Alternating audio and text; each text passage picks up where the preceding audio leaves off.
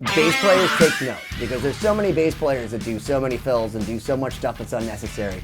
Do what the song requires. I've just been in a Van Halen mood, you know, and I'm kind of a bass hater, but like for a bass hater, I got this bass because one of my friends called me who was teaching at Guitar Center, and he said they have a wicked rare Padula and it's been refinished, so it's like flown under the radar.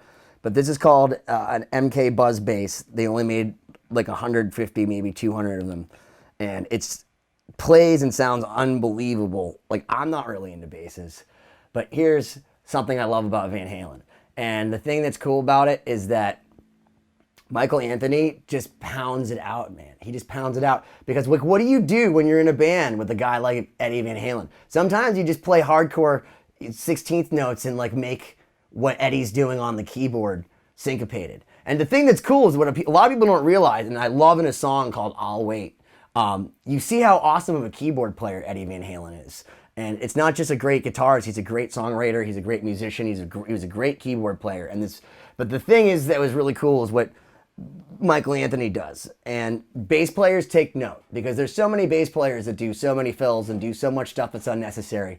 Do what the song requires. Here's what the song requires for me. An 18th century coin that's completely unnecessary.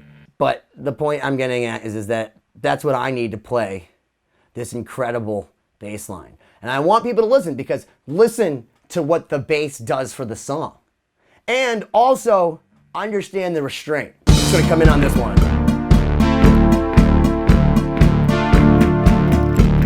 Hear that? Yeah.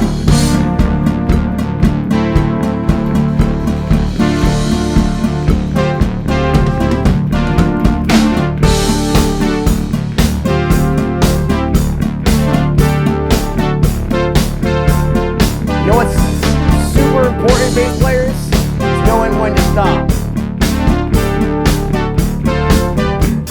And when to come in. The thing I like about Eddie is he always did weird groups of notes.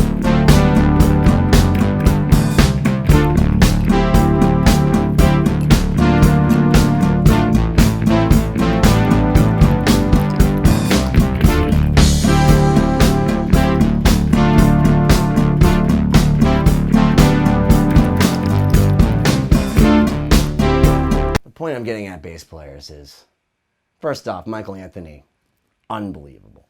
Secondly, stay in your lane when you're with Eddie Van Halen.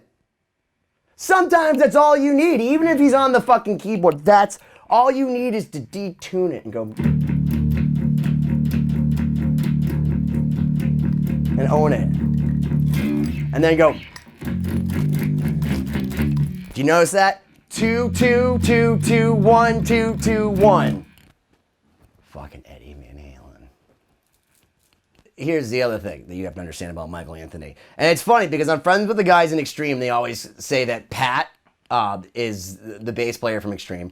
They say that too.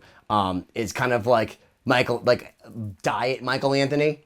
Because Pat has unbelievable vocals and he actually sings in a great fucking Eagles tribute. But he does unbelievable harmonies with Gary and Nuno. And one of the things that Michael Anthony brings to the table for Van Halen is the backing vocals. Those vocals on the Van Halen records, all that high shit, that's Michael Anthony.